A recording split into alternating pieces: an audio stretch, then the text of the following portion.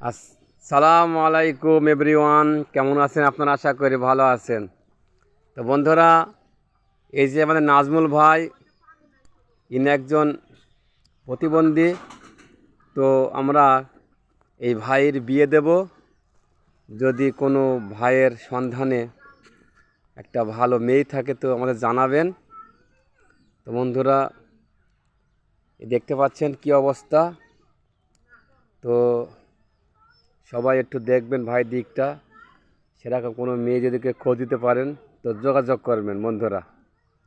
আমার ভাই বাড়ি থেকে ভাইয়ের আব্বা বলেছেন।